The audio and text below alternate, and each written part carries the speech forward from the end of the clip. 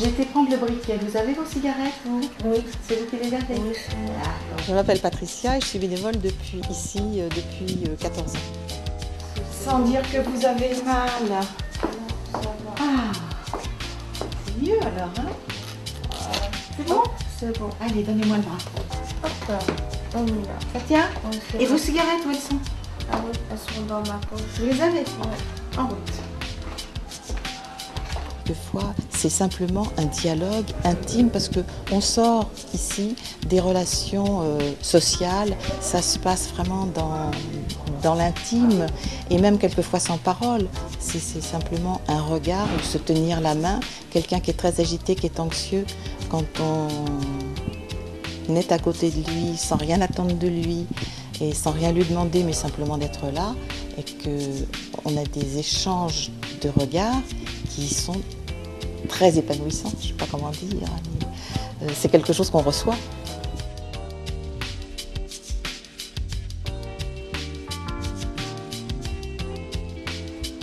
L'unité a ouvert il y a à peu près une vingtaine d'années maintenant et on a depuis l'origine travaillé avec une équipe de bénévoles de l'ASP.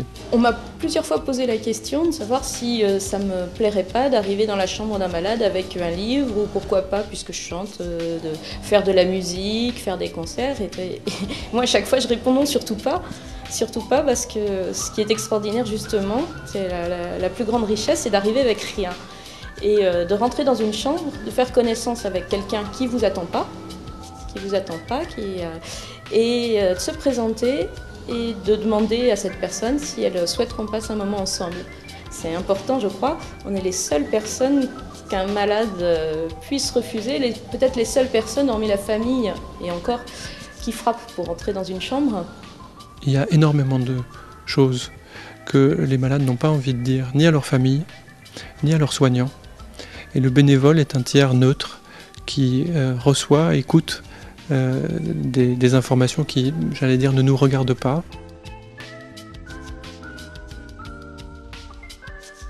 Je suis François, je suis bénévole à la SPF depuis 6 ans maintenant. J'ai toujours constaté en fait une détresse des personnes aussi bien malades que des familles que j'ai pu croiser dans les couloirs. Bonjour. Bonjour monsieur.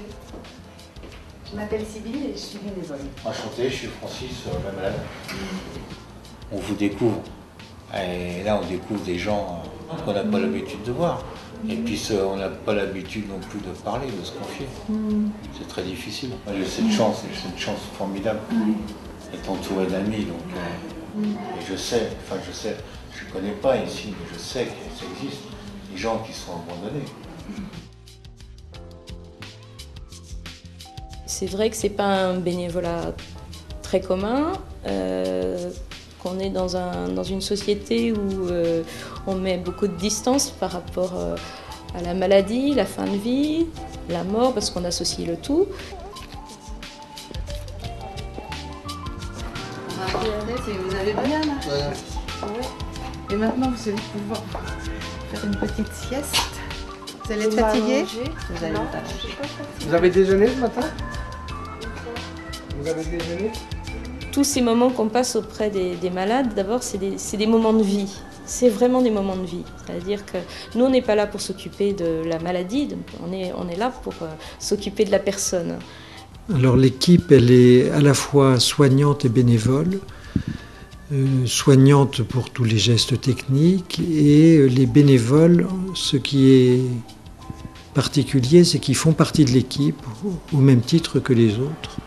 Quand nous, on sent qu'un malade a besoin d'une personne auprès de lui, qu'il n'est pas bien, on va chercher le bénévole, on lui demande s'il peut passer un moment auprès de lui. Madame Dutroux, tu me dis qu'elle était fatiguée. Voilà, elle a surtout mal et elle est en souffrance psychique aussi parce que sa douleur lui fait énormément mal, donc elle pleure beaucoup. On pourrait peut-être aller s'asseoir à côté d'elle. Voilà, à côté d'elle, voilà, tout à fait. Et je pense que les infirmières, pour elles, c'est très important de savoir que si, avec la charge de travail qu'elles ont, elles ne vont pas pouvoir donner ou le temps ou la présence dont aurait besoin un patient, une famille, de savoir que si le bénévole est là, lui, il aura ce temps. Il y a une chose qui est essentielle, c'est que à l'ASP, on travaille toujours en équipe. On travaille toujours en équipe. Alors bien entendu, plus il y a de bénévoles qui passent, mieux c'est. Il y a des bénévoles qui vont accrocher, ou plutôt des malades qui vont accrocher plus ou moins facilement avec tel ou tel bénévole. Mais plus il y a de profils différents, plus il y a de personnes différentes, plus on est susceptible d'apporter quelque chose aux malades. Plus il y a de présence. Moi je viens en après-midi, il y a d'autres bénévoles qui eux viennent en soirée. Je viens une fois par semaine, 4 heures. C'est pas énorme.